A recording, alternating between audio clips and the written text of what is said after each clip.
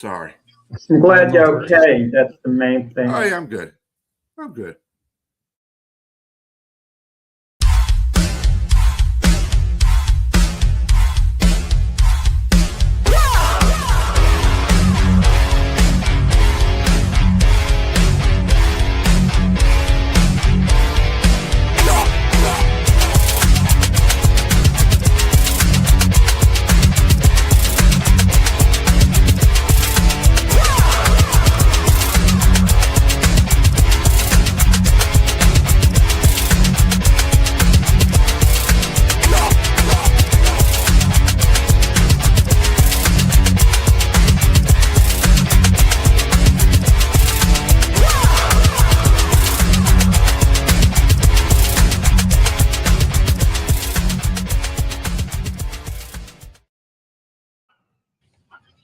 Good morning and welcome to the Sunday Morning Sports Podcast. I hope everybody's doing good this morning. I'm your host, B.A. Got Jack Hurst, James Martin, and Keith Engel on today. A little bit late. Sorry about that. Technical difficulties with the producer. Yeah, so again, I hope everybody's doing good this morning. Olympics. Today is a good day. We have the men's hockey team, the USA, against Canada for the gold medal. It was going to come down to this, I feel, all along anyway. I don't know about you guys, but what's your views on this game? Biggest game in U.S. hockey in, 46 years. So I guess it's a big game, right? Canada's been pushed to the brink here twice this week, too. So it's going to be very interesting. I don't think they can fall behind 2-0 to the Americans and hope to come back. So they better get off to a good start. Well, you can sense that being a little more than just a hockey game, and I'm talking about in the sporting sense. It's more than a gold medal game.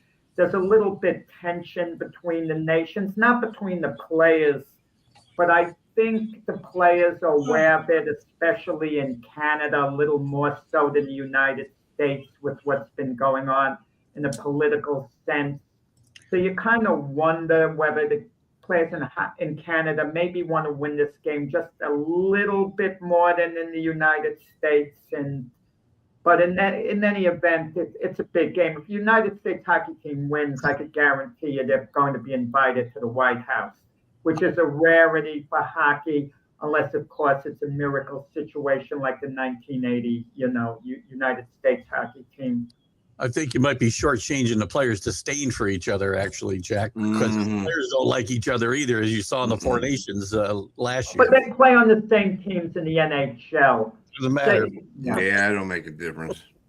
They have very bad disdain for each other right now. Speaking of that, the women's hockey team won 2-1 against Canada the other what was it, Friday, I believe, or Thursday actually, and it was Friday. Yep, Friday. That's good. I mean, it's. I guess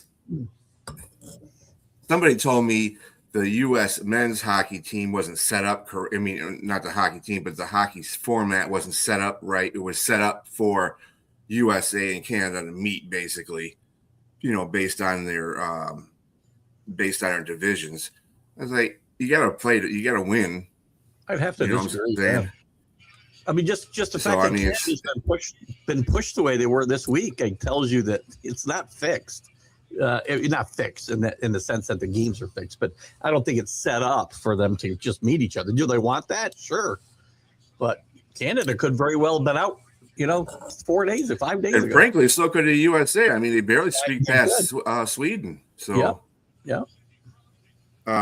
Sidney Crosby is going to be out at this game too. Actually, this game is starting right now. So. Anybody that's up in the morning like I am or like we are, turn that boy on and watch that game. It's on right next to me. Well, I mean, it's not a big deal on the East Coast. 8:10 in the morning isn't that early. True. I mean, let's be honest. On the West Coast, 5:10 in the morning, that's another matter. There's a bunch of bars. Like I said, not for us either because we're up early. So, There's a bunch of bars open in here, Brian, to show the game locally, so it's a big deal. Oh yeah, wow, that's good. Just on that note, we got that. This important game coming up. Yesterday we had a important game or two. Number one in the college basketball, as a matter of fact, number one Michigan played number 3 Duke. Duke prevailed in that one. It was a pretty good game all the way around, actually, to tell you the truth. Me being a Michigan fan, I thought that it was one of those kind of home game kind of games where the home team was going to win that game no matter what. I would like to really see these kind of games played on a neutral site to see what would really happen. But, I mean, Duke played well. They did. They handled the defense of Michigan pretty good. Michigan came back a couple of times on them.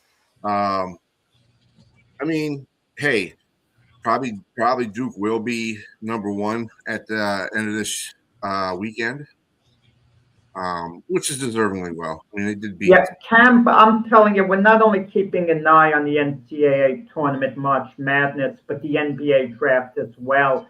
I'm very high on Cam Boozer.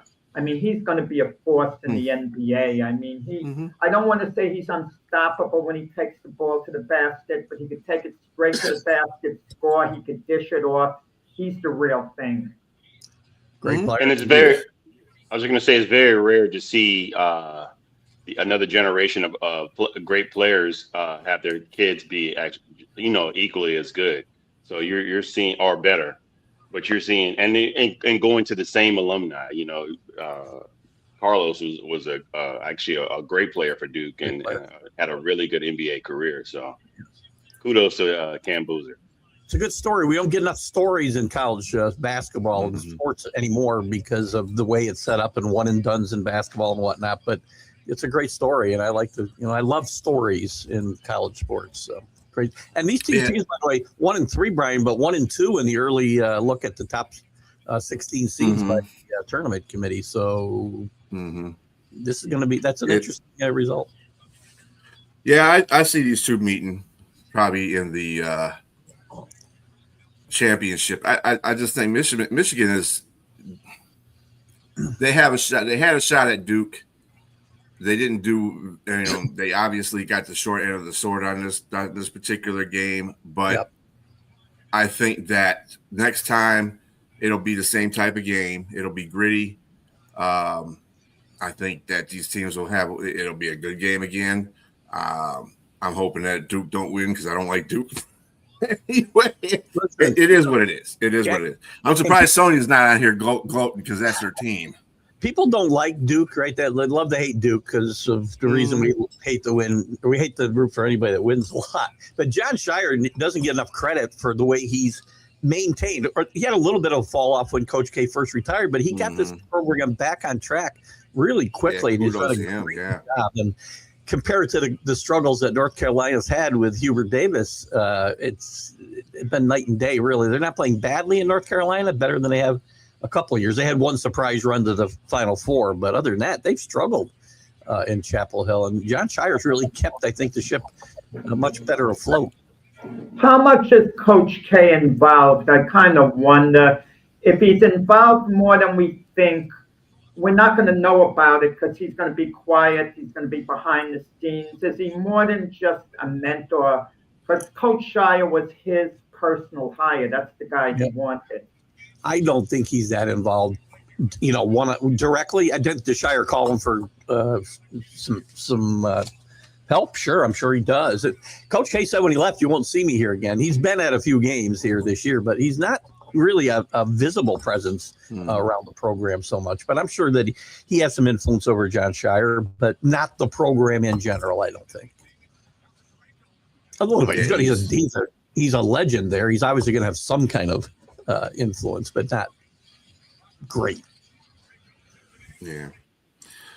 Also, I just want to bring up on a sad note, NFL wide receiver Rondell Moore passed away at 25. It looks like a self-inflicted gunshot wound. It's sad. These youngsters I don't know what's going on with the young crowd of the NFL now. It's just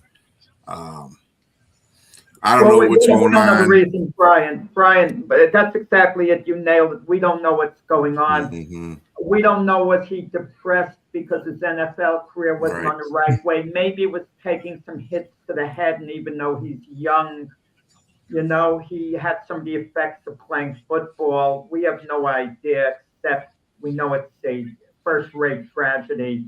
What happened. And we assume because his career wasn't going the way he wanted it to, the way he probably felt it should have. He'd been, spotted a few years he played in the NFL. We don't know what was going through his mind, but it's so sad. Very, very. Yeah. So rest prayers in peace out to and rest in peace to him and prayers to his family. Exactly. Prayers out to his family and him and his family and friends and stuff like that. Yeah, Brian, the I don't know NFL family. Go ahead. You're planning that another sports icon passed away yesterday as well in baseball, Bill Mazeroski. Yes, I don't know that was the other one I was getting ready. Yeah. Oh, I'm sorry. Okay.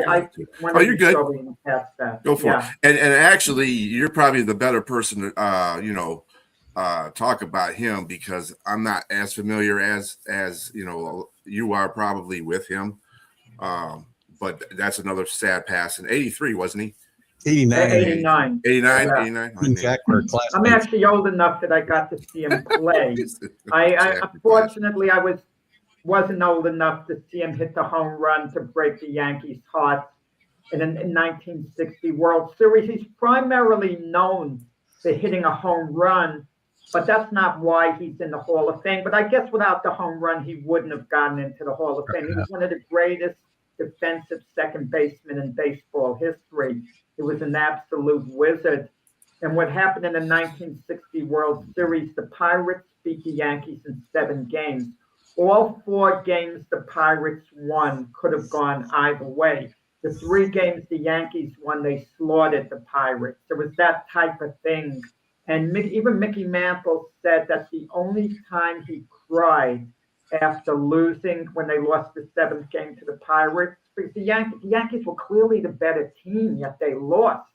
This was kind of a case like Russia in 1980 losing to the USA. Everyone knows Russia was the better team, yet they lost that game. And he was just an absolute defensive wizard. He came up in the 9th inning. The game was tied up against the Yankees, Game 7 at the old Forbes Field. And Keith could tell you, those old-time stadiums were classics.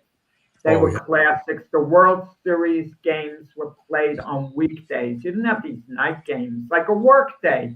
People would rush home from work, or they'd have their radios on at work, or they would hear about it word of mouth, what was going on in the game. And that's where he got his fame. But he was part of a great double play combination. I don't know if Keith remembers this one. I mean to bypass you, James, but I know you don't go that far back, with baseball. No disrespect. No, none taken. Trust me, sir, none taken. But I don't mind disrespecting Brian, but you know, how much I'm not that old either, Jack. But Mazeroski and Gene Alley, his shortstop, that was arguably the greatest double play combination, seeing them on the Game of the Week. And he's in the Hall of Fame, Bill Mazeroski, low stats. He only hit .260, won 8 Gold Gloves, but he was a phenomenal second baseman. He did hit on 38 home runs when guys in the middle infield weren't hitting a lot of home runs. It wasn't a ton, but, it was fair. He had a couple of really decent power years. Great player. For years, and Jack, you'll remember this, for years, the case for Phil Rizzuto getting in, because he wasn't put in for a long, long, long time, was based off of Mazeroski being in, and somebody like Rizzuto should be in as well. So, and we don't recognize defense enough. We did this year with Andrew Jones getting in, right? And I think we need to recognize the defensive side of the sport. Keith Hernandez, 11 Gold Gloves, and if the guy, how can someone be the greatest defensive player considered of all time in his position in baseball, no matter what position it is, and not be in the Hall of Fame? Just based on that, I don't get it. 1-0 USA, by the way. USA just scored. If you guys are Yep. interested. All right. Yeah. Good job. Who scored? I Oh yeah, can't- I'm going to talk I about think it's that one of the next. Hughes. I think it's one of the Hughes brothers. I couldn't see the. That wouldn't be surprising. Hughes brothers been doing pretty good this series, hockey series for them. Sorry, it was Matt Boldy. By the way, we're talking about, we talked about a couple of athletes who passed, football, baseball, even though it's old news, the Goudreau brothers who got tragically killed in that accident, hockey players, USA team is kind of honoring them, going out of their way, because Johnny Goudreau would have been on this team, had he not been tragically killed by a road rage driver who went into the bicycle lane because he wanted to pass. And I mean, so tragic. I mean, when you look at the whole story, they went down for their sister's wedding that was supposed to take place the next day. I mean, as awful a news as you could hear. I mean, it happened a little while ago, but the memory, it's bitter memory. I mean, to just think about it. Yeah. Very sad. I agree. A lot of sad stuff. Jeez. A lot of sad stuff going on, but we have to prevail and move on and just cherish the athletes when they were here. You know what I'm saying? And that's it. It happens. But it makes me think, guys. Like in the case Bill Mazeroski, I didn't see a recent interview from him, and you don't even realize the guy's still around. And we talk on our show about iconic athletes. I mean, Bob Cousy's still alive. Is anyone interviewing him, talking to him? We seem to forget these guys are still around, some of them. It's funny. There's a thing called the Mandela effect. You guys, I don't know if you've ever heard of it. It's where we think somebody died years before they actually died. And there's a lot of that. I really thought when I saw about Bill Mazeroski yesterday, because you see so many fake stuff in social media, right? I thought it was one of those posts where he died 10 years ago and somebody put up something stupid. And I was surprised to hear the other day, Jack, that Bob Cousy was still dribbling around. I mean, the big old Oscar Robertson's around. Legendary guy. Well, one of the greatest of all time. Is anyone interviewing him? Oh, Keith, I when you said dribbling around, I'm like, is he talking about the ball or his mouth? As soon as I heard it, James. So is Elgin Baylor alive? It sounds like a shot at Jack there. Anyway. Wait, guys, is Elgin Baylor alive? Let me check it out. So. I'm going to say I do have to check it. These guys were legendary. Mm-hmm. He died in 2021. Yeah, but I don't think I thought he was gone. Yeah. He was so Donna 77. Donna asked if you brought her cup back there, Keith. Oh geez. Damn. Sorry, Donna. My suitcase is over the weight limit. I couldn't. Maybe I shouldn't put you on the spot like that. Well, now that you called me out. Sorry, Donna. I'll get you one from Alaska in July. How about that? So the next one we got, of course, spring training is starting. The teams are playing some spring training baseball. I gotta say that. Yeah, I know it's spring training, and we got the hoo-ha's playing in the leagues and stuff like that. Yesterday, the Yankees beat my Tigers 20-3. It was not good.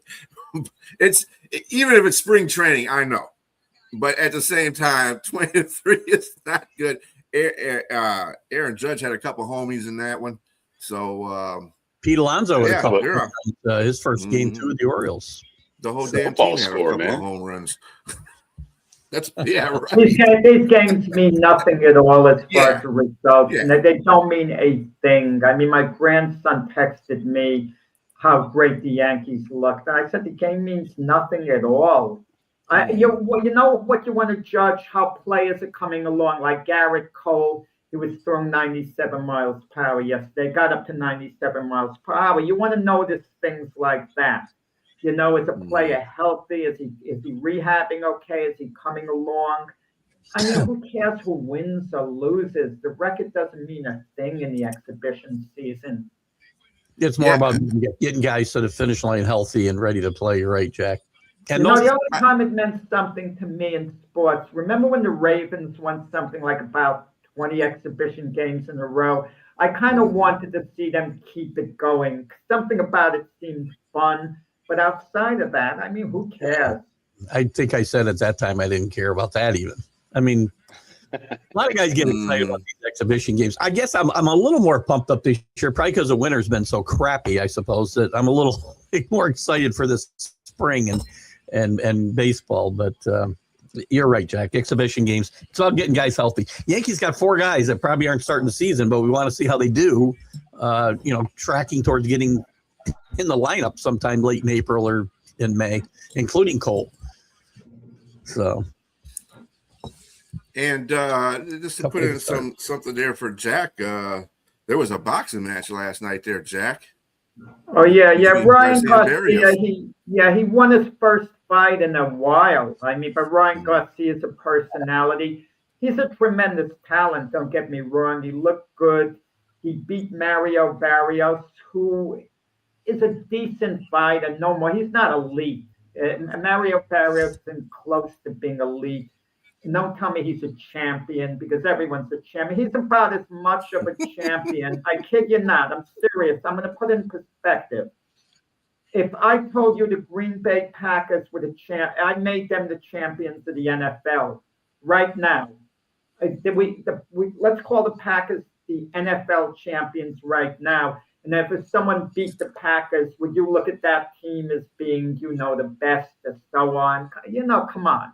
But that's the sick nature of the sport of boxing, with all the multiple champions in the media, and Mario Barrios, who could only manage a 12-round draw with a 46-year-old Manny Pacquiao in his last fight. So Garcia got in shape. He looked really good, and he did what was expected of him. And he's a big-time personality. And that's the sickness of us and of our society. Guys are appealing who act a certain way, who act in an improper way. The same Ryan Garcia who got busted for PED use and was suspended a year for being on PEDs, and then he comes back off PEDs and loses badly to Raleigh Romero. And as a result, he gets awarded with a so-called WBC title shot against a very beatable champion. That's the sickness of this sport of boxing. I mean, the way it is now. And I'm not going to be like Howard Cosell. Howard Cosell actually quit calling fights because he claimed he got disgusted. But I'm not going to go that far. But kudos to Ryan Garcia. He did look good. He is very talented. He could represent a threat to nearly any fighter out there if he's in form, because he's genuinely a heck of a fighter and a heck of a talent, if he puts it all together. And he seemed to do that yesterday. He's pretty quick, Jack. I mean, I saw he's very quick with combos. That first put down of Barrios was impressive in the first round. Yeah, Garcia did a good job, a really good job. But don't get me wrong, you put him in with Shakur Stevenson, it's a different proposition, completely different proposition. I mean, any elite fighter would have spanked Barrios. Shakur Stevenson would have played around with Barrios the whole fight. It would have been no more than a sparring session for him. Of course he does. Well, these are things that he likes to talk about. You like to comment a lot, Donna, for sure, but I enjoy your comments. Donna, the wrath is on you now. I like to talk, you like to comment, but I appreciate your comments. So I like it. I'm joking the way you are, of course. Donna, you just opened the wrath. Right. I came back at Donna. She didn't expect that. I counted a little bit, but I enjoy it. Donna knows the stuff when she comments. She's been paying attention to the show. That's for sure. Yes, definitely. Just in some NFL news, Javonte Williams signed a 3-year, $24 million contract with Dallas. So they got the running back for a while. That's good because he did a good job this year. I mean, he wasn't the he was like top 10 running back. He did do a good job. Smart move by Jerry Jones. he signed the running back for what seems to be market value now, but it's really low money because the market value for the running backs are going to go up. And Jerry, it's going to turn out in all probability to be a good deal for Jerry Jones, where the player won't be as happy maybe in a year or two. No, Donna, pick on me, please. I'm good. I like when people do that. You're good. I'm joking with you. That's all. I'm joking. We're joking back and forth. Yeah. Oh, good. No, Jack, right. I agree with you. I think it's very smart of Jerry Jones to act now and not like he did and bungle the deal with Michael Parsons. So you look at the situation, you got a running back that might be top 10 if you look at it respectively. Because I mean, I don't know if they're saying that the running back position has diminished. I think that's a bit exaggeration in how they're playing the running backs, but he got 16 million guaranteed. That's really cheap. That's really cheap. Like you said, it's probably going to go up. We're talking about Kenneth Walker. There's another running back that's out there that's looking for money as well. I can't think of the guy's name, but we're talking maybe 18, Breece 20. Hall. Yeah, Breece Hall. Yes, exactly. They're looking for 20 million guaranteed. Well, the biggest free agent signing controversy I think that's going to take place, unless you could think of another one, it's going to be Lamar Jackson coming up. Because Lamar Jackson is a tough negotiator, and Lamar Jackson is going to want to be the highest paid quarterback in the NFL. And it's not ridiculous to make him as such. Is he the best quarterback in the NFL? No, not based on coming off his past season. But Lamar Jackson at the top of his game, you can actually make an argument that he's the best QB in the NFL. I'm not saying he is, but you can make that argument. He's that good, and he's been known to carry the Ravens at times. But if you're the Ravens, do you invest in him like he's an absolute superstar quarterback, give him a 4 or 5 year deal and make him the highest QB? Or does it get stretched out a little? And let's be honest, if you stretch it out a little bit, it filters down to the whole team in some way, shape, or form, because you wonder whether your QB is buying in 100%. Is he still representing himself? There's nothing wrong. His mother was representing him, but I think she did a good job. No. I mean, I'm just asking because I didn't know what his status was. Yeah, he has no agent but his mother. Yes. If you know your market value, you know your number, you can get all these stats figures about the other QBs in the league and see what they're making. You don't necessarily need an agent. I want to ask you guys, these guys who are agents, what were they before they were agents? They were just young men or women learning, their trade, how to be agents. Like you take, for example, an offensive coordinator in football, giving an experienced quarterback, giving him the plays. I mean, what makes them more knowledgeable than the quarterback on the field? If you got an experienced quarterback on the field, you don't need anyone telling you what to do unless you want someone helping you in the booth. I mean, I just don't get it. Like, people like to make fun of Aaron Rodgers, or, take a few digs at him. But isn't Aaron Rodgers qualified to call the plays on his own? Any Patrick Mahomes, Lamar Jackson, because he's not only a good pocket passer, but he's obviously very athletic.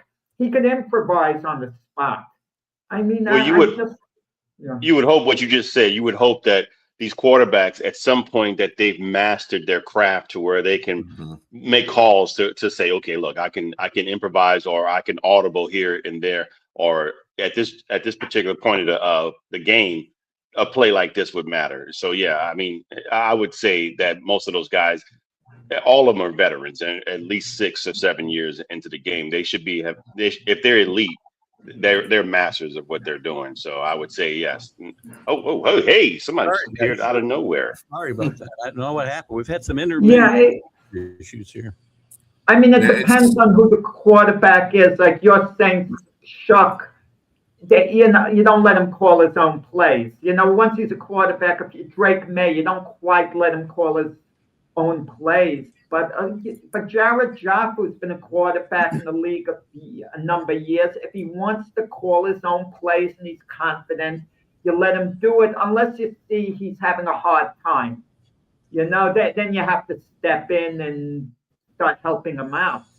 But it used to be a big argument in the league. We talk about the great Don Bring up my quarterback. Don Shula, one of the great NFL coaches of all time.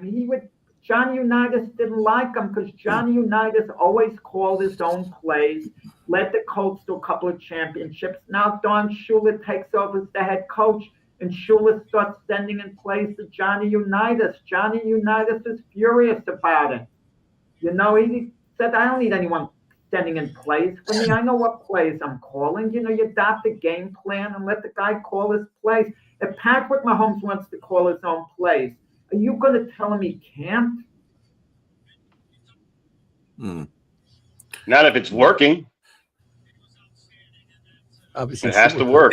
That's the thing. I think it has to work. I don't know the situation between Don Shula. Remember Shula. one of those Super Bowls? Call him a play. I mean, I think the big thing in the NFL right now. Contribution to the show, making Keith leave for a little while. Keith wanted to join the guys at the bar, rooting for the USA. Right. That's where his head's at. Let's go down there real quick to see the hockey. My ears were starting to bleed. I had to get something. Yeah, it seems like there's been the StreamYard itself right now is kind of on a teeter right now. It took me a minute to get on here. It's not just me then, huh? Yeah, I think it's intermittent all over the place here because it's really hard for me. I was frozen up, and that's why I here. jumped out, and then I couldn't. When I came back, it wouldn't put my camera or my mic on when I came back. So weird. So continuing on the football real quick here. JSN said that he deserved to be paid the highest paid receiver. Does everybody agree with that? Yes, undoubtedly. This is the number one thing. If you produce on the field and you produce at the ultimate level, of course you. And everything worked perfectly for him. Particularly, this is the season. It's time to change your contract. You get to the playoffs with your team, and ultimately you win the biggest prize. You can't argue that he should be the most. And also to win hardware, offensive player of the year. It's just hard to argue against him not being the highest paid right now. Naked eye test, but he's not the best receiver in the NFL. He's not better than Jamar Chase. He's not better than Justin Jefferson. You could say he's close if you want. But it does matter. It matters the circumstance. Jefferson had the worst circumstance that an elite receiver could have. Worst circumstance. That's life, sir. Life ain't fair. But I'm not going to be mad at somebody making $35 million a year. I feel that bad for a person making $35 million a year. Say it again. If Sam Darnold's contract was up, you'd make him the highest QB in the league. You'd say, well, he's got the hardware. No, you wouldn't. No, you wouldn't. No, of course you would make him the highest, but it's different in regards to the receiver because Sam Darnold wouldn't be Sam Darnold if he didn't have a Jackson Smith and Jigba catching the ball for him. So, you got to. But I could say that in reverse the same way. If he didn't have Sam Darnold, he wouldn't be as good. He did pretty good last year. Yeah, before he got there. He had Geno last year, didn't he? Or not yet. No, not last year. Last year, just before. Yeah. Mm-hmm. And Geno wasn't bad. I know Geno catches strays, but there's no way that I'm just saying he's in the right place right now to get that money. Whether you agree he's optically the best receiver or not. I agree. I like your argument. I think Jamar Chase is probably one, if not the best, number one, number two.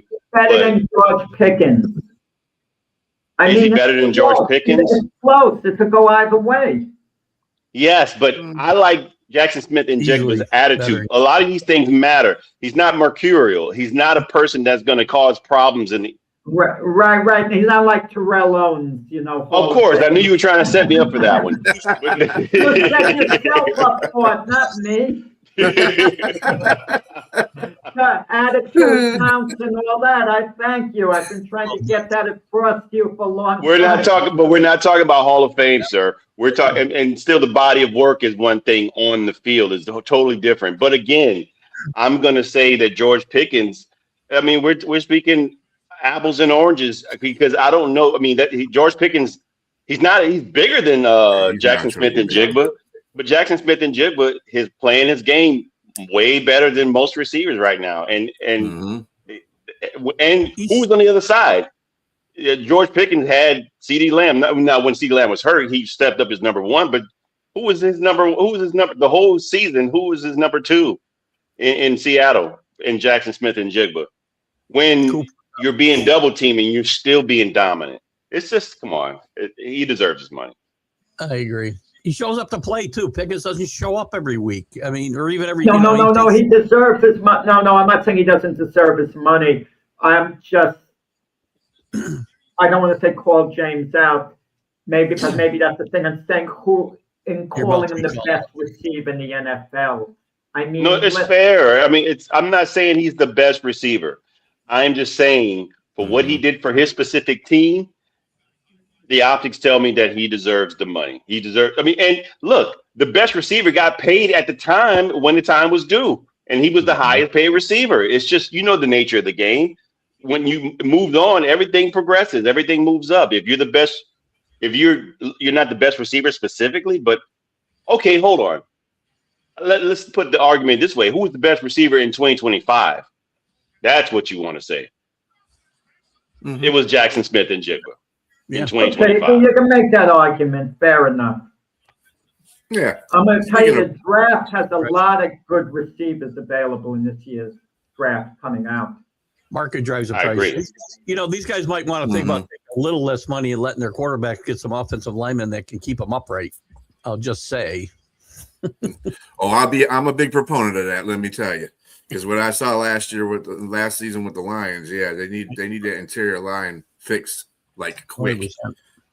But do you guys think that there's a problem with guys not wanting to play on the offensive line anymore? I mean, like they used to. I mean, maybe a lot of guys. I mean, because the talent pool is not as good as it used to be. James, they're not playing wide receiver. They're not moving from offensive tackle to wide. Maybe they're playing other sports like basketball. Because I believe it or not, I'm gonna tell you. The average height for those guys are like 6'5", 6'6". Yeah. And so a lot of these guys are tall, and they have to put weight on. I knew a guy that was an offensive lineman for SMU, and I couldn't believe he was an offensive lineman because I met him after his playing days, and he was like slender, but he's always if you look at my old pictures, I was a big guy, but I mean, they have to keep that weight on. So a lot of these guys don't really have to play that sport if they don't want to. It's just, I guess some of those kids, you get pigeonholed in that position, but a lot of these guys are very athletic now.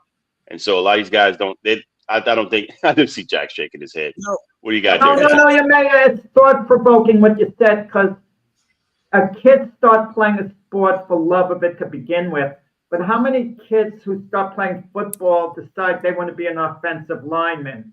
They want to block. I mean, everyone wants to carry the ball, catch the ball, throw the ball, kick the ball. At what point are they told they have to block? And some of them lack those skills I mentioned, and the only way they can be players is by blocking. I mean, it's even glamorous in a way to try to get the quarterback or run at someone, but to just stand there and keep someone off your players, push them out of the way so your teammate can run with the ball. I mean, they, like James said, are they pigeonholed into something they don't want to do, but they have a talent to do it? I don't know. There is something to what James is saying, though, because it makes me think whether parents and not letting their kids or play football in their youth might be affecting some of these positions like offensive line, defensive line, whatever.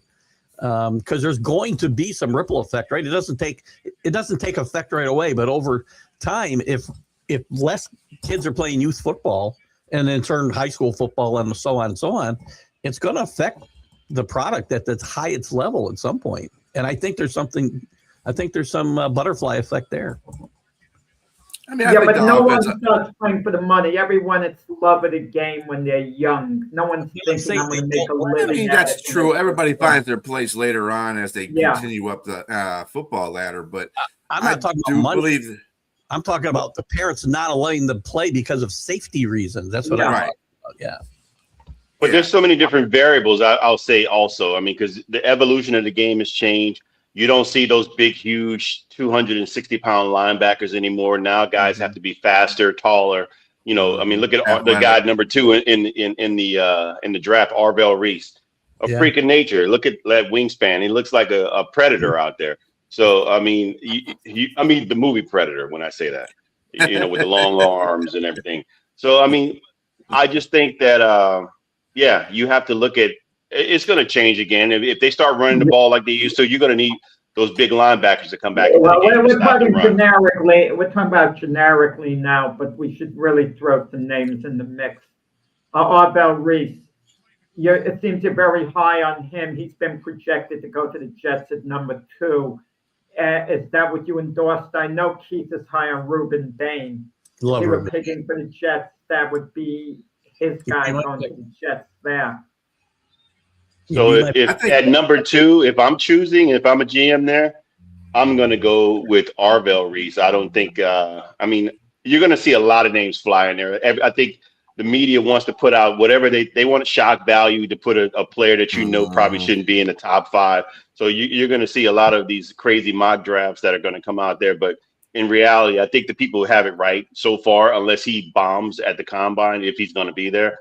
I think he would be the number 2 person. I think what I've heard, they got Mendoza number 1 as top players, not who's going to go in the draft and where the needs are, but top players, top 50. Mendoza, Reese. Actually, I don't think Reese was number 2, but Jeremiah Love. I guess it all depends on what Jeremiah draft market you're looking at. Draft, market that you're looking at, because I saw Bain number 1 and Mendoza was like number 3 or 4. So it all depends on what draft boards you go by. They don't always, but those draft boards don't always look at by team need either, right? So they're going by the best player in college. Period. That's what they're going by. They're not going by whatever other team wants to. You know what I'm saying? In the NFL. And my opinion on Ruben Bain's colored a little bit by the fact that I watched him play every single play basically during the year. I didn't see Reese play every single play or every single game even. So, you know, obviously my own opinion is going to get, you know, a little bit distorted because of that probably. I kind of wonder if the Raiders pass on Mendoza. I don't think that's going to happen, but it's always a possibility. They're either going to trade down before the draft to a team that really likes them, but is it possible there's no one team that likes him that much? They'll like him, but not that much. And if the Raiders don't make a deal, and let's say they're sky high on one particular player, let's say it is Reese, okay, and that the Raiders absolutely feel they have to take him, and the Jets go second, could that throw things out of whack for the Jets? Because it seems to me the Jets are thinking about next year's draft, where there's going to be a number of really good quarterbacks coming out. Well, and all of a sudden, if Mendoza falls into their lap, I mean, do they take them if they're not that high on them, but they still like them? Because once you take a quarterback at number 2 overall, you're not taking a quarterback in next year's draft. So there's no quarterback in this draft that deserves number 2 overall. There's not one. And speaking of what you mentioned about Bain. Wait. Mendoza, if he falls to the Jets, you would take him if you were the Jets. Yes. So yeah, that's what I mean. If you like him as quarterback, you should take him because you can't count on next year. We saw this year you can't count on next year. This was supposed to be a great quarterback class. It's horrible. One of the worst quarterback classes I can remember. At the time, too, I'm not crazy about Mendoza. No, he's a good player. He's not Peyton Manning coming out of college. He's just the best in his class right now. I mean, and a Heisman Trophy winner. But so was all right, Gino. So was Gino Torretta. If I'm not sure. College players, again, they're great college players. One thing doesn't always equal the other. So, What I wanted to say. Oh, go ahead. Some of these draft sites, like the one that I usually follow, is the NFLDraftBuzz.com. Shout out to you guys, by the way. And they're top 4 right now, and they go exclusively just on the college players. They don't care about what NFL is going to pick. They go by the college players, and right now they got Ruben Bain Jr. 1, Caleb Downs 2, Jeremiah Love 3, and then Fernando Mendoza 4. Now people can say, well, that's not where. No, just how the NFL teams will pick is a whole different thing. But how good the college players are based on what they did in college is another thing. So I like that. They're listed based on that, and they're not based on what NFL teams are going to go out there. No, I like it when the draft boards, and I use PFF a lot myself. I like them a lot, and they also rank the players by how good they think the player is, not who's going to take them, because that's a crapshoot. You know, you don't know what these teams are thinking. When you look at Ruben Bain as number 1, I like the idea that he's top. He should be top 5 regardless. But his body type to me reminds me of a Dwight Freeney. He kind of moves in that same ilk, that body. But I don't know if the arm length. I think is that going to count against him, because that's when I say Dwight Freeney, I mean their height. What is he, like 6'3", 6'2", 6'3"? 6'3". Yeah. That's kind of tough for a defensive end without long arms. And that's so he's got to really a lot of his lateral and maneuverability has to be really quick. It has to be really quick. Like that's what he did in Miami with all the stunts that they would use him in, especially when I saw him in the championship game. I was like, wow. I mean, those games in the playoffs, like this guy's really fast, man. And he's like a nightmare messing with some of those offensive tackles. But when he gets to the pros, when everybody's good, everybody is, you know, you're facing elite tackles and more and better schemes in the pros. Can he, you know, is he good enough to just, you know, rely on his talent without, you know, to me, he kind of looks like I guess you would call him a T-Rex. Even though he's got short arms, he's still a predator. You know, you don't know apex predator, but is that going to count against him like what it may have gone against the offensive tackle for the Patriots with him having short arms? Could that have been an issue for him? That was one of the things they counted against him. You know, Bain played with. Nonetheless, he's gonna get picked in top 5, I think. Yeah. No he doubt. is, you know, somebody's going to get a great buy in Mesidor as well, because he is really good, and I see him projected late end of first round, early second round. Somebody's going to get a steal with Mesidor. I'll tell you right now. You mean his bookend? Yeah, he was. Yeah. And I think they helped each other be better. To your point earlier, James, too. So I love both those guys.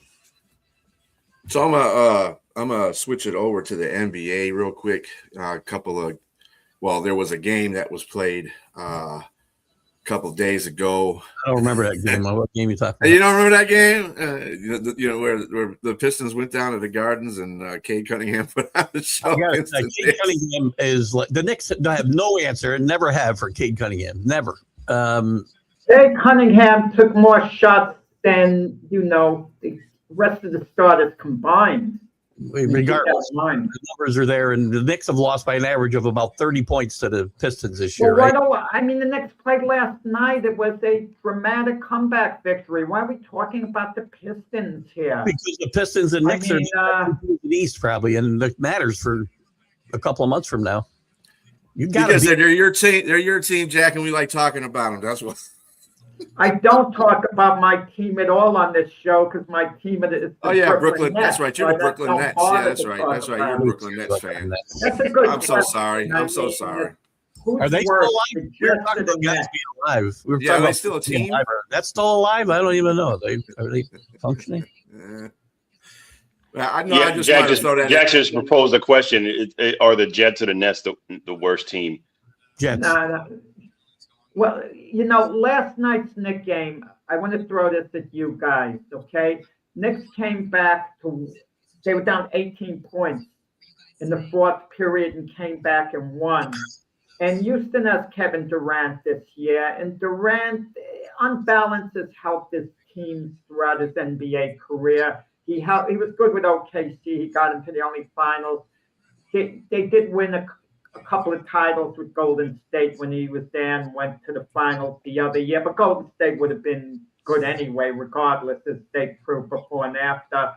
He would have won an NBA title, I think, with the Nets had Irving and Harden not been injured in the playoffs against the Bucks. But it's what it is. He was awful with Phoenix, Durant, not individually, but the team was terrible with him. Now, we talk about the legendary players like a Michael Jordan, so on. I can't imagine these guys allowing their team to lose a game when they're up 18 points. Great players don't allow their team to lose. Yet they lost, with Durant. That's what kind of makes me wonder sometimes a little about him, as great as he is, and he is great. What's your take on that? Well, I'm not gonna discount, because I think Durant played great in that game, but you got to give credit to Jalen Brunson and Karl Anthony Towns for. I mean, first of all, Houston is known for their defense, and so Karl Anthony Towns stepped up. They talked about this on. We're talking about Shaq and Chuck and everybody. They were just saying this is what he needs to do. Specifically, Karl Anthony Towns. He needs to be more consistent. I mean, he may be a nice guy, but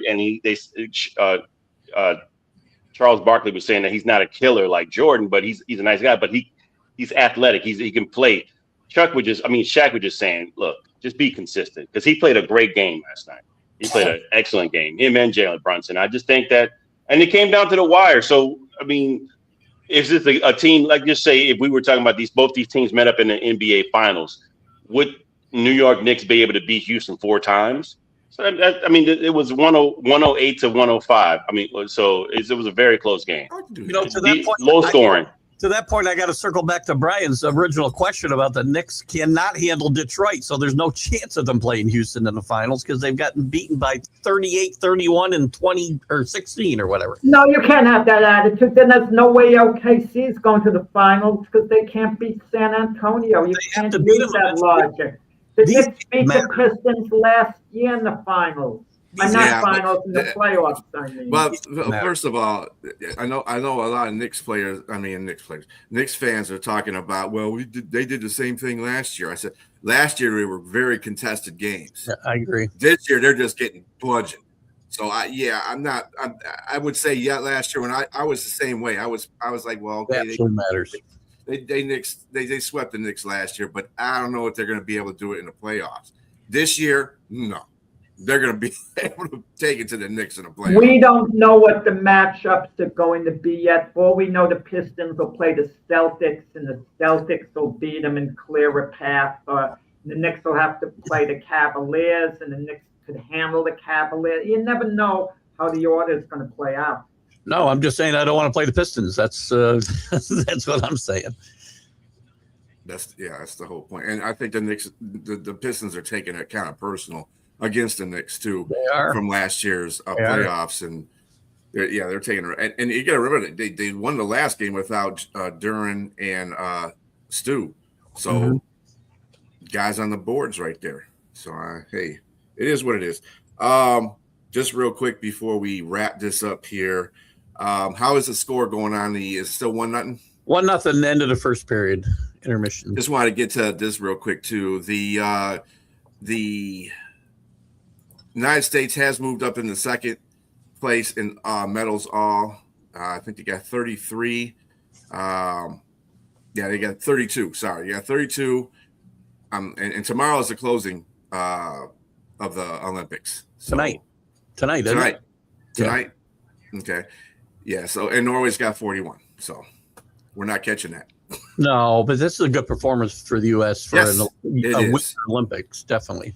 One of the best. Kudos to the women. The women athletes at this Olympics have been outstanding. Yes, they have. They've picked up their game. All right, folks. This is the end of this show. Thank you for joining. Sorry that we were a little bit late. We won't have that problem again. I hope everybody doesn't get snowed in or whatever, wherever you're at.